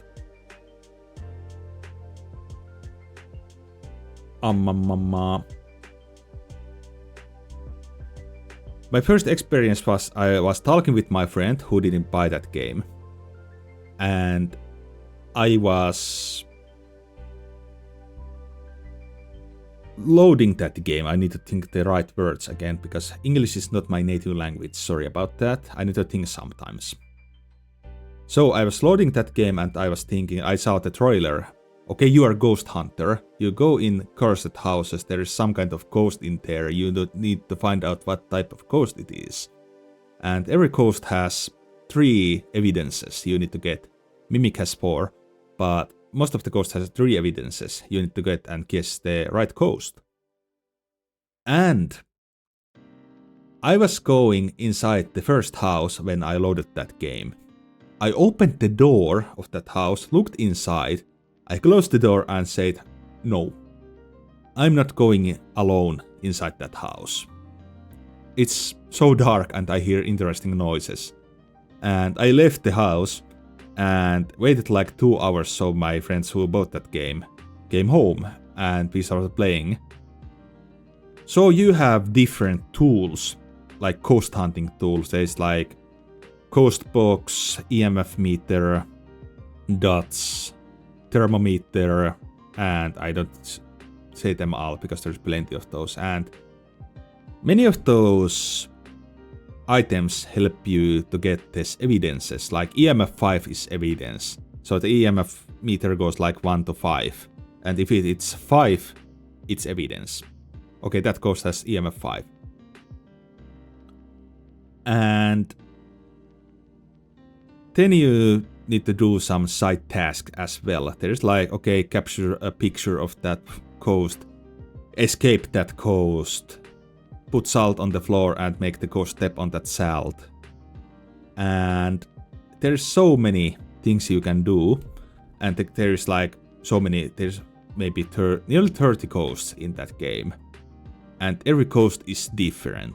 They act different. They have their strength and they have their weaknesses. Like I will say one ghost, yokai. Their strength is that if you talk too much, because one evidence is that you need to talk that ghost with ghost box, and if it answers, it's the evidence. But yokai is that type of ghost that hates talking, but the evidence is the ghost box. There is always a chance when you talk that you have like sanity. You start with 100 sanity. If the sanity goes low enough, the ghost can start hunting and kill you. You cannot fight this ghost. You need to escape. So, yokai is like, that ghost hates talking. If you talk too much, it will start hunting and it doesn't matter what is your sanity. And it will kill you. That's a ghost that has killed me most in that game. And I think yokai's weakness was like, it hates talking, but it has really bad hearing. So if you talk far away from it, you can talk all you want and it can't hear you. So if you know what there is ghost room that the ghost starts hunting from, and there is where you gain all these evidences and the room can change at some points. And if you are far away from that ghost room, you can talk because the yokai cannot hear that. And if you are far away when it starts hunting, you can run and the ghost will not hear you because it has bad hearing. So it's easy to make that ghost hunt you, but it's easy to escape if you are far away. So how that game goes, you go in that house, take your items, go inside, search for that ghost room and start finding those evidences. Then you find those evidences and that's actually where you can leave the house. But if you do the side tasks as well, you gain more money. Plus, there is like cursed items. There is music box, mirror, Ouija board, monkey paw, cursed doll, summoning circle and things like that. And those cursed items can help you maybe find the ghost room, realize what ghost it is, take a picture. Okay, I will break it down. Mirror is that. If you watch that mirror, you see where the ghost room is. But it eats your sanity away very fast if you look too long. And if the mirror breaks, the ghost starts hunting. Ouija board is, okay, everybody knows what Ouija board is. You can talk with the ghost. You can ask, what is your favorite room? And it will tell the ghost room. Same thing, it eats your sanity away. Music box plays a music that makes that ghost sing in that ghost room. But when the music stops, the ghost starts hunting. You don't lose too much sanity, but it eats a little bit. Monkey paw gains your wishes. And there's high risk, high reward, I think. I have not used that too many times. And tarot cards. That is the main high risk, high reward. You have this card deck with different cards that are random, and every card gives or takes something. If you get like one card, High Priests, you get like second life. If you die, you respawn. There's no respawn in this game otherwise. There is Hangman that kills you instantly. Then there's cards that give you sanity, take your sanity, make cost do something, make cost event or something. There is multiple cards in there. Summoning Circle is like only for if you want to take picture of the coast. You light up few candles and it summons the ghost in that place. And it's trapped for a few seconds. Take picture, run away, and it's done. Is there anything else? Doll. Okay, cursed doll. There is like spikes in that doll, and when you like push that spike in, or no, it's needles. If you push that needle in, it hurts the ghost, and the ghost can do something. It can like make a noise or something. But if you accidentally push that one needle to its heart, it starts hunting, and you lose sanity every time you push. So Phasmophobia is like very good horror game. You can play alone, you can play with your friends. It's like maximum 4 players. But the main problem is that it gets boring very easily. I have played that game for nearly 200 hours, and now I'm like, I don't have really anything to do. I can upgrade my items, and there is sometimes like patches that you get new coasts or new houses where you can go. There is always challenges you can do, but I really don't like those. Like the latest challenge was that the guy who wanted you to find out that ghost is afraid of electricity, so you cannot use any electricity in that house, meaning there is no light, and most of your items are banned, so it's very fucking hard to find out what ghost it is. I didn't like that. But Phasmophobia is one of my favorite because it was really good at the beginning until I overplayed it, and it became boring. That's my favorite games. What's the time? 11:30. So we have like 13 minutes. I will go to pee.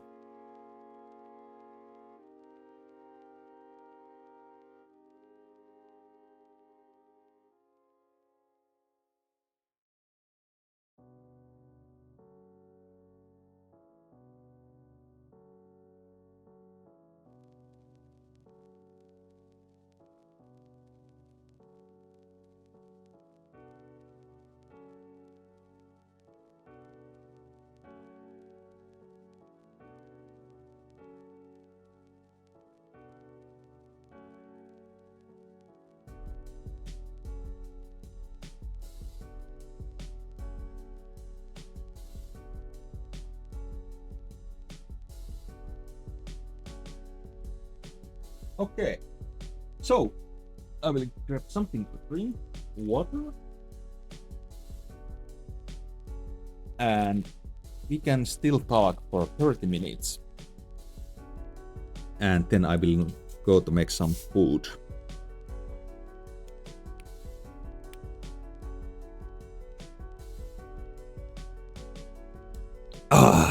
That was good shit. Anyway, what will be our last topic of the day?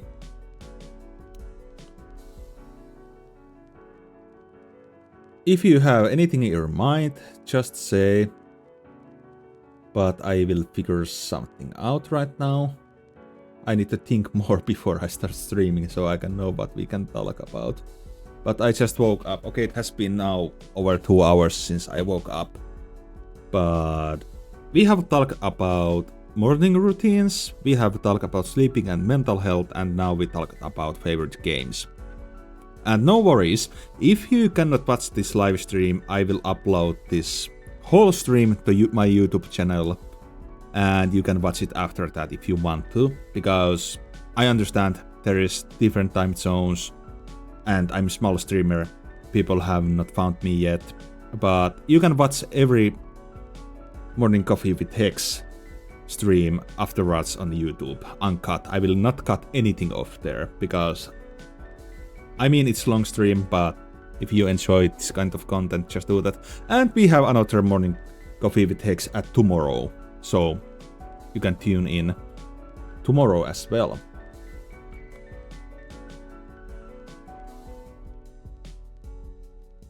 What is our last topic?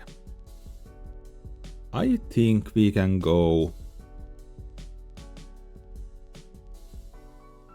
with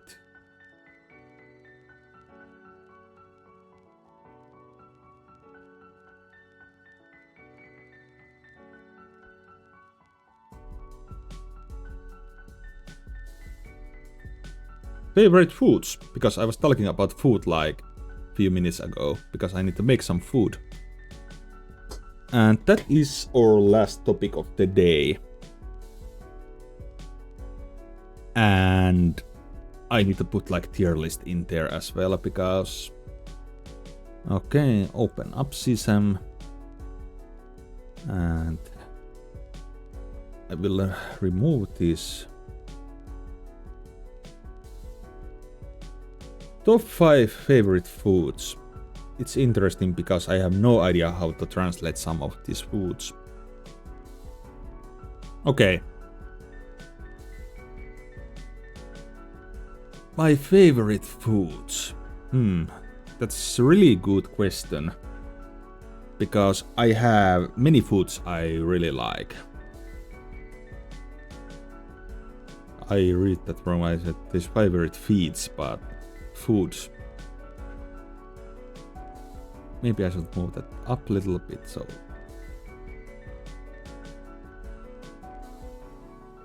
There you go.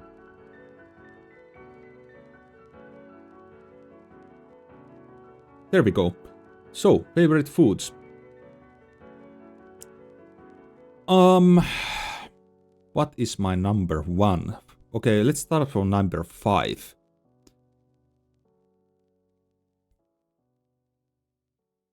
I think I can put my number 5 food is... it's hard to think. I will put sushi. Because I really love sushi. But it's not like my favorite. Not number 1, but top 5 foods. I have eaten so much sushi in my life, and it's not like I have eaten it too much. It's more like in my city where I live, there isn't any. Okay, there is actually maybe one sushi place, but there was like one time there wasn't. So I needed, if I wanted sushi, I needed to drive to other city that is like 40 kilometers away. And I can't really eat too much sushi because I eat it so rarely. I eat it maybe few times in a year, maybe like 5 times in a year, because if I visit that other city many times in a year, but I usually just eat different foods all the time because I like to eat different foods. But sushi is like, I can't not eat it too much because I haven't made it by myself, and places where I can eat it are a little bit far away. So I cannot eat it every day. If I wanted to eat it every day, I need to make it by myself. Number 4. It's like, it's really hard to think about your favorite foods. I like to eat noodles, but ramen isn't like really my favorites. Let's say goat cheese tomato soup.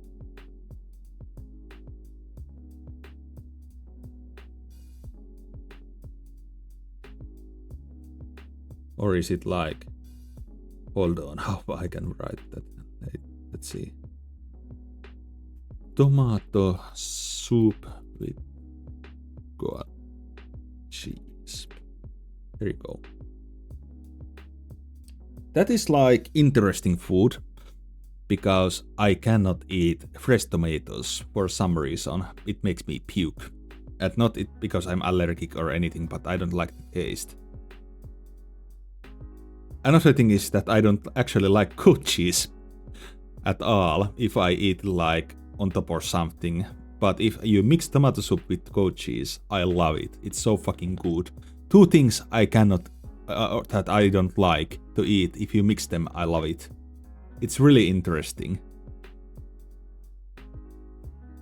And I haven't made it by myself. I'm really good cook, but I don't really make like, I don't have time to make like foods that take long time to progress or make. Long time to make, not progress. Long time to make foods. I don't make them usually because I don't have time for that. But like my grandma and my mom makes very good tomato soup with goat cheese, and my mom loves goat cheese as well. Number 3.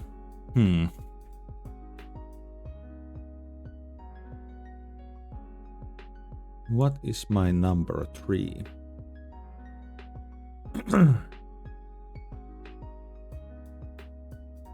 There is so many foods I have tried.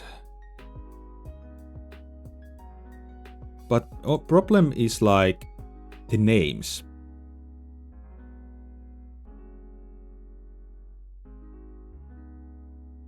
I would say something fishy because I really like to eat fish a lot. I would say smoked salmon. Yeah, smoked salmon because in my country there's a lot of lakes. There's thousands of lakes in here and we like to eat a lot of like fishes. I go fishing sometimes by myself, yes, and I make food from the fish I catch.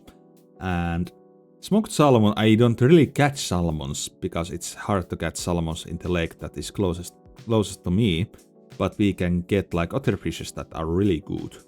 But smoked salmon has been always one of my favorite fishes. There is like, I don't know what are the English names for these fishes. I know only like pike, and it's not my favorite.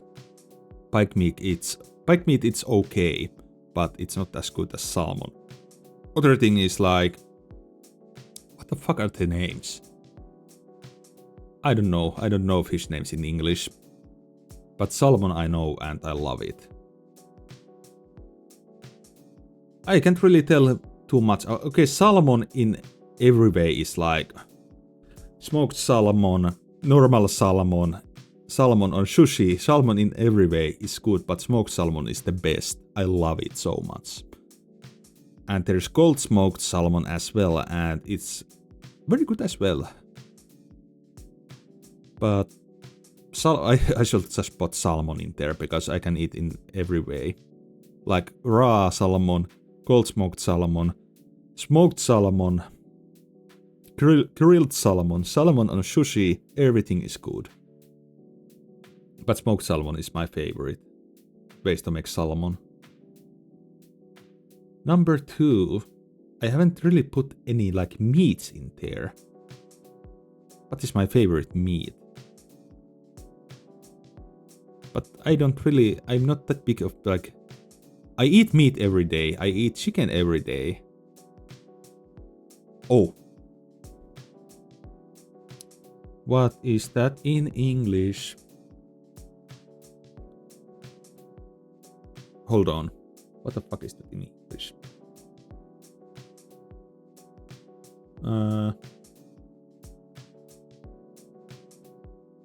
Hold on, I need to figure out what is that in Finnish? No, English.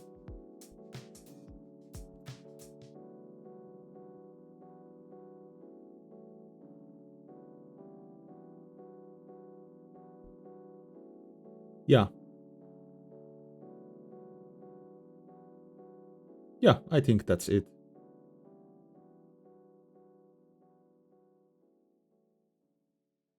It's blue cheese, okay.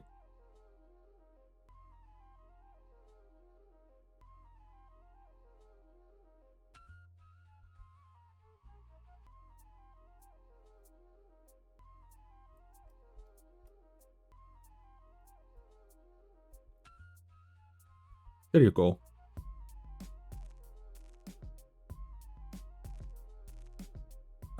Okay, you cannot see it in there.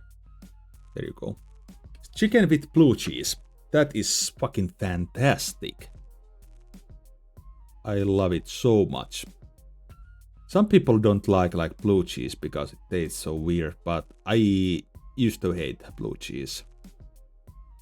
That's like the only meat I will put in there, and it's chicken. Because I eat a lot of like cow meat and pork, but it's not my favorite. It's just easy and fast to make. That's why I eat it so much. But chicken with blue cheese is really good. And then you add a little bit of rice. And it's so fucking fantastic. I have really interesting foods in there because I won't say I'm really big meat eater, but my favorite foods are not like meat. There's like fish and rice and soup and cheese. Okay, I like cheese a lot. I have 2 foods with cheese. Interesting. But yeah, I make chicken with blue cheese sometimes. And it's actually pretty easy to make because it just make chicken and add a little bit blue cheese on top of it and it's ready. But blue cheese that I use in my country is pretty expensive. And it's not like I don't have money for it, but I don't like to buy it every time. So I usually just eat chicken with rice or with vegetables. But sometimes when I have more time and I really want to cook something very good, I make chicken with blue cheese. Simple. Frying pan. Chicken goes in. Take chicken out. Make rice. Take the rice out. Put on the table. Take blue cheese and drop a little bit of blue cheese or a lot of it on top of chicken. Or you can make some type of like sauce with blue cheese. That's good as well, but I'm not really big sauce eater. My mother likes to make sauce every time and it's fine, but I don't really eat because it has a lot of things that are unhealthy. I don't say every sauce is unhealthy, but they have a lot of fat. We use butter in most of our sauces, so we get a lot of fat from that if I eat every time like sauce with my food, so I don't usually make sauce. Red wine sauce is fine. It's not unhealthy, and I don't eat it so many times, even if I don't drink. But it's good. Number 1 is like obvious. I have always known what's my favorite food.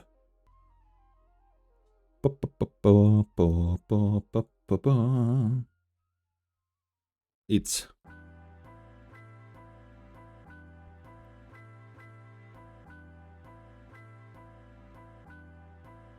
vegetable soup.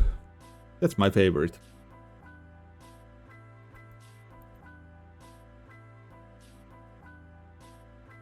It's like vegetable soup has been it's so strange that comes from my mouth because I say I'm big meat eater. I like meat, I love meat. But like every food I put in there, they don't have any like cow meat or pork. Even if I eat it a lot and I love it. But my favorite food is like vegetable soup that has no meat. It has nothing that comes from animals. Sometimes maybe some cream, but most of the time is I just like make some vegetables and then I smash them like in the soup, add a little bit water, and it's good. I love vegetable soup. It has been since I remember I didn't like that when I was child because I wanted to eat only meat, but like when I became adult, I started loving vegetable soup. I still love it. I don't make it too much. I really haven't made it like for many months right now. I ate it like maybe last month once. but it's like another food that takes long time to make, so I don't have time to make it. So if I visit my grandparents or my parents, I can eat it in there, because they are at home, like most of the time. But yeah, there's my top 5 foods. Sushi, tomato soup with goat cheese, smoked salmon, chicken with blue cheese and vegetable soup. 2 soups, 2 foods with fish, and then there's like 2 foods with cheese. Oh my. Interesting. Anyway, I think it's time to end the first episode of Morning Coffee with Hex. We will do this again at tomorrow morning, and if you didn't have time to watch this episode, I will upload this whole episode to YouTube. Maybe today. I will try. When I come home from the work and gym, I will try, because it's just I download this whole stream and just upload it to YouTube. I will try to do it today. It depends, I can do it right now if I make that food fast enough. But tomorrow we have different topics. Today we had 4 different topics. We had morning routine, sleeping and mental health, favorite games and favorite foods. And tomorrow we have different topics. I will make some kind of lists that we have talked about already. So, okay, we can talk same topics sometimes, but not every day, because it gets boring. But that was fun. Thanks for the viewers, and no stream after work because I'm home at past midnight. I will try to upload the video of the stream after that, but we will continue at same time tomorrow morning. And if you like my streams and content like this, we have like 2 or 3 Morning Coffee with Hex streams in every second week when I'm on my evening shifts and I don't need to be at work during morning. We will make this happen. But just follow my stream, follow my YouTube, follow me on X or Twitter, what the fuck is it anymore, and tell me if you like this type of content, if you want to have morning coffee with me and talk with me about different things. I guess that's all from this morning. See ya tomorrow morning with another episode with Morning Coffee with Hex. I guess I have nothing more to say. Goodbye.